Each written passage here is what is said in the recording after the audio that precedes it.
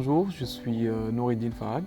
Je suis étudiant en dernière année de master en management de système d'information et je suis en alternance chez Schneider Electric en tant que data analyst et chef de projet digital.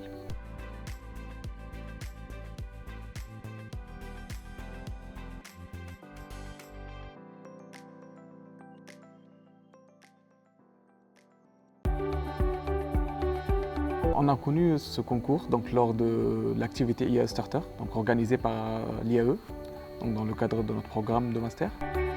Le nom de mon essai, c'est l'IA et l'humain, alliés ou adversaires dans l'éducation et la santé. Moi, je trouve que l'IA, c'est très important, surtout dans nos jours-là. Et nous, on est touchés personnellement, dans le cadre de l'entreprise. C'est pour ça que j'ai décidé d'écrire sur l'IA, en général. Et après, j'ai regardé en fait les domaines très sensibles à l'IA, donc c'était plutôt l'éducation et la santé. Et surtout qu'on a un peu du mal à intégrer l'IA dans le domaine public, donc la santé. Je me suis préparé pour ce concours à travers des analyses et des enquêtes qualitatives et quantitatives, avec des différents professionnels de santé et aussi des chercheurs en IA et en machine learning. Et j'ai lu beaucoup d'articles sur l'IA. Et enfin, j'ai participé dans une conférence sur l'éthique de l'IA. C'était en Slovénie, en début février. Et on a parlé sur tous les critiques de l'IA et comment adapter une IA avec une utilisation responsable. L'école m'a accompagné dès le début du concours, donc déjà j'ai connu ce concours grâce à l'école.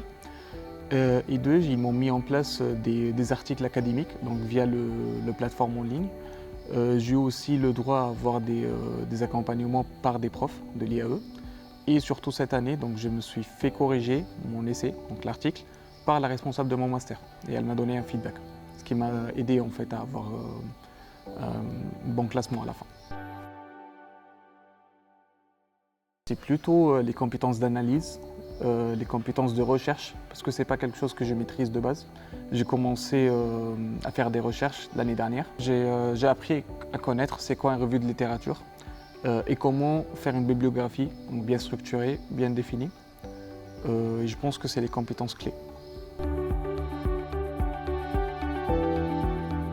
L'IA, c'est un sujet très large, très important dans notre vie et surtout qu'on dépend un peu de l'IA en ce moment, qu'il faut qu'on accepte l'utilisation de l'IA. Ce terme, l'intelligence artificielle, existe depuis longtemps, depuis 1956, même avant l'Internet, l'existence de l'Internet.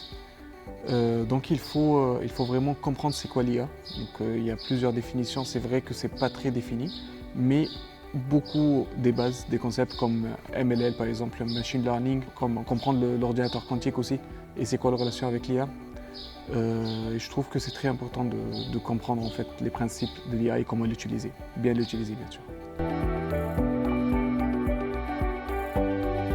Quand j'ai remporté le prix l'année dernière, moi et ma collègue Wissem, on était très surpris parce qu'on n'attendait pas du tout. On sait que c'est un concours de réflexion éthique et nous on n'avait pas du tout l'expérience dans ce domaine.